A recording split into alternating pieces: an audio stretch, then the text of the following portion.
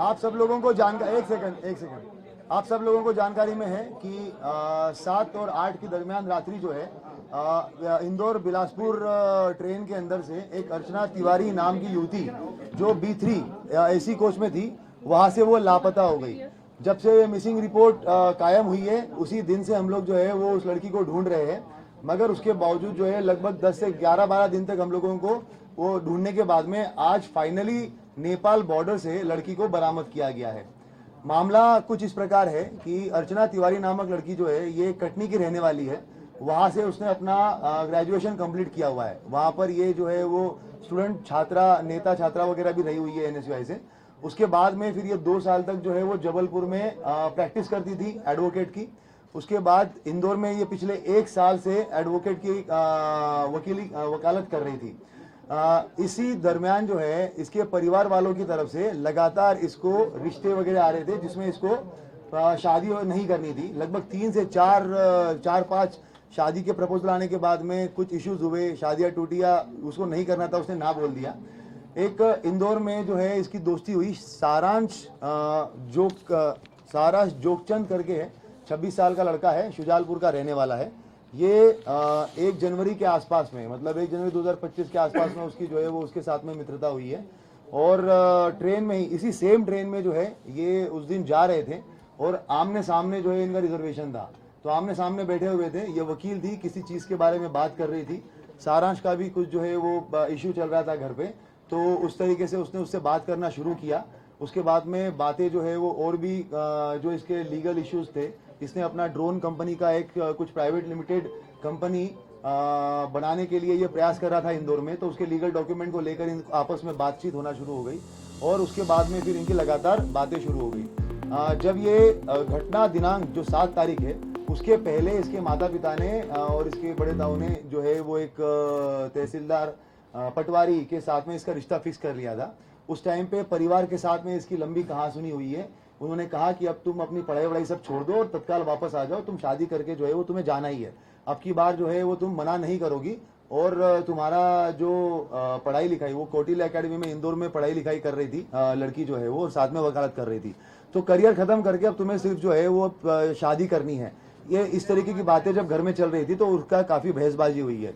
लड़की का जो है वो पढ़ने का मूड था और साथ साथ में अभी ये वकालत और सिविल जज की तैयारी करने का मूड था। तो इसने अपने इस दोस्त को, जो सारांश इसका दोस्त था, तो इससे बात करी। 6 तारीख को ये हरदा में केस के सिलसिले में गई थी, हरदा के आसपास में। वहीं पे ढाबे पे बैठ के एक तेजिंदर करके है, तेजिंदर सिंह और सारांश और लड़की, इन तीनों की बैठ के बात हुई। वहां पे इन लोगों ने प्लान किया कि किस तरीके से जो है अगर हम लोग मतलब बेसिकली ये छोड़ के भाग जाना है। तब ये भी बात हुई थी कि भाग जाना है तो अभी भाग जाते हैं, तो इतना सब कुछ करने की जरूरत क्या है। मगर उस टाइम पे ये बात हुआ कि ऐसा नहीं, अगर ऐसे करेंगे तो वो पता चल जाएगा। ये जो इंदौर बिलासपुर ट्रेन जा रही है वहां पे हम बैठेंगे, चलती ट्रेन में से अगर चले जाएंगे तो बहुत सारी हो सकता है कि मिसिंग पर्सन रिपोर्ट कायम होगा। मिसिंग, क्योंकि वो खुद भी एडवोकेट थी, वो ये जानती थी कि भाई GRP में मामला कायम होगा और वहां पर बहुत ज्यादा ये मिसिंग पर्सन वगैरह जो है वो ऐसे होते रहते हैं, तो हो सकता है कि वो मामला जो है वो ऐसे ही निकल जाए और उसके बाद में हम लोग जो है वो अपनी अलग आइडेंटिटी से अपनी अगली लाइफ स्टार्ट कर, मतलब मैं अपनी अगली लाइफ स्टार्ट कर लूंगी। इस तरीके से इन लोगों ने प्लान बनाया। तेजिंदर जो है ये एक गाड़ी चलाने वाला ड्राइवर था। ये इसके संपर्क में जो है वो पिछले लगभग 3-4 महीने से आया हुआ था। तेजिंदर जो है वो सारांश के थ्रू इसके संपर्क में आया था। ये कहीं पे भी जाना जाती थी, माहेश्वर या बाकी जब जगहों पे, तो ये तेजिंदर के साथ में ही जाती थी, तो तब से इसको जानती थी। ये इटारसी रेलवे स्टेशन के पास में रहता था, तो इनकी बात हुई कि कहां पर CCTV कैमरे नहीं है। तो तेजिंदर ने बताया कि इटारसी रेलवे स्टेशन जो है वो मैं बहुत अच्छे से जानता हूँ, वहां पर जहाँ पे कैमरे नहीं है वहां से मैं इसको लेके चला जाऊंगा। तो ये डिसाइड हुआ कि ये इंदौर से बैठेगी। उसके बाद में फिर जब ये ट्रेन में बैठी है तो इसने सारांश को फोन किया है। कपड़े जो है वो सारांश शुजालपुर में रहने वाला है सारांश, और इंदौर में अप डाउन करता है। वहां से ये कपड़े खरीद के लेके आया उसके।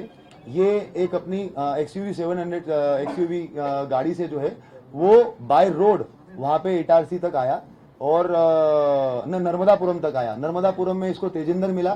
तेजिंदर के साथ में इसने उसको कपड़े दिए। तेजिंदर जो है वो नर्मदापुरम में ट्रेन में बैठा हुआ है। ट्रेन में बैठने के बाद में इसने लड़की को कपड़े दिए। उसके बाद में जो सारांश है ये लड़का पहुंचा इटारसी बाय रोड। उसके बाद लड़की ने जो है वो अंदर ही अंदर कपड़े वपड़े चेंज किए ताकि उसको कोई पहचान ना सके। उसके बाद में ये A2 B3 कोच में ये थी, मगर ये A2 कोच से अलग से बाहर निकली इटारसी में। इटारसी में ऐसे बाहर निकली कि क्योंकि तेजिंदर को पूरा पता था कि कैमरे का सिस्टम कहाँ कहाँ पे है और कहाँ पे नहीं है, तो आउटर एरिया में इसने जो है वो लड़की को उतारा और वहां से उसको लेके चला गया।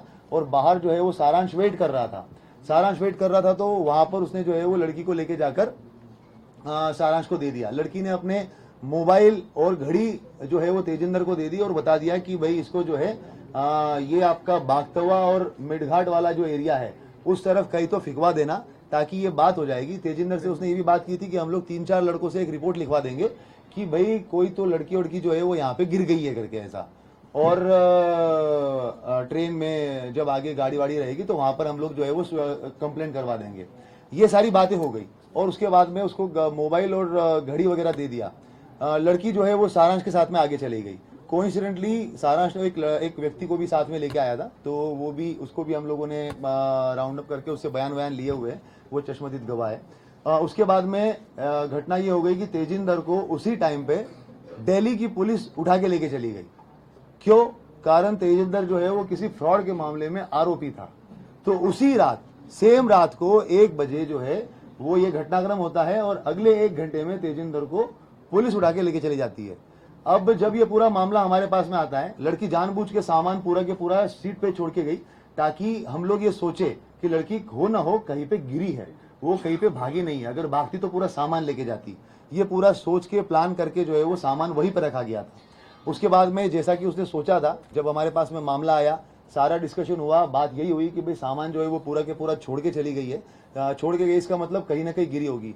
और मिडघाट और वो वाले एरिया का भी जानबूझ के वो मोबाइल जो है वो उसी एरिया में बंद हुआ था, तो हम लोगों ने वहां पर पूरा सर्चिंग ऑपरेशन भी चलाया, पूरे थानों में भी हम लोगों ने बात करी, वो सारी चीजें करी। मगर उसी टाइम पे एक चीज और, सारांश के साथ में जब बात हुई थी तो स्टार्टिंग में जब जनवरी में उसकी बातें हुई थी तो कॉल पे बात होती थी, मगर उसके बाद में व्हाट्सएप कॉल हुआ था। तो वो उस वजह से जो है उसके साथ में वो बातें जो है वो सीडीआर में डिटेक्ट नहीं हो पाई। हम लोगों ने आईपीडीआर निकालने के बाद में उसका नंबर जो जब वापस आया और पता चला कि इससे वापस ये बात हो रही थी और ये लड़का छूट गया है पूछताछ करने के लिए, उसके बाद टीम जो है वो उस तक पहुंची है। तेजिंदर को जब हम लोगों ने ये पता किया, तेजिंदर का नंबर मिला और जब हम लोगों ने उसके बारे में डिटेल पता किया तो हम लोग काफी श्योर हो गए थे कि तेजिंदर इस मामले में लिंक है। मगर जैसे ही हमें पता चला कि ये जो है वो चोरी के मामले में दिल्ली पुलिस उठा के लेके गई है, तो हमें फिर स्टार्टिंग में लगा कि हो सकता है कि ये किसी दूसरे मामले में होगा। और जब सारांश को उठाया गया और सारांश से जब पूछताछ हुई तो उसने बताया कि तेजिंदर, लड़की और इसने सबने मिलकर ये प्लान किया था। लड़की सारांश के साथ गई, शुजालपुर में गई है, वो गाड़ी की गाड़ी में ही रही, कहीं पे बाहर उतरी नहीं।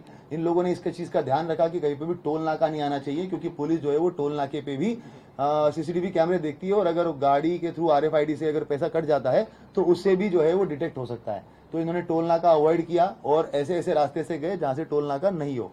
शुजालपुर गए, शुजालपुर के बाद में फिर ये ऑर्बिट मॉल के आसपास से कहीं से इन्होंने एक दूसरा मोबाइल खरीदा। और लड़के, जब तक मीडिया में इस चीज का काफी हाइप हो गया था तो जितना इनको एक्सपेक्टेशन था कि मामला एकदम सिंपल तरीके से निपट जाएगा, तो वो लगने लग गया कि अब तो ये नहीं होगा, तो इसको मध्य प्रदेश छोड़ के कहीं तो जाना पड़ेगा जहाँ पे अलग भाषा के लोग हैं। तो इन्होंने हैदराबाद चूज किया। उसके बाद ये बुरहानपुर गए, बुरहानपुर से इन लोगों ने जो है वो हैदराबाद की बस पकड़ी। हैदराबाद में जाने के बाद में ये 2 दिन 1 रात जो है वो हैदराबाद में रहे।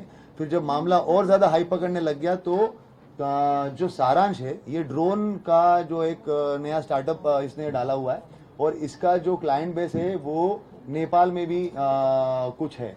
तो इन लोगों की पहले वो बात हो चुकी थी, तो इनकी बात हुई कि अब इसको जो है वो भारत छोड़ के ही हम लोग जो नेपाल की तरफ चले जाएंगे। उसके बाद फिर इन्होंने बस पकड़ी, बस पकड़ के जोधपुर से दिल्ली, दिल्ली से उसके बाद में जो है ये कुछ दिन वो काठमांडू चली गई, लड़की काठमांडू चली गई, लड़का जो है वो वापस आ गया।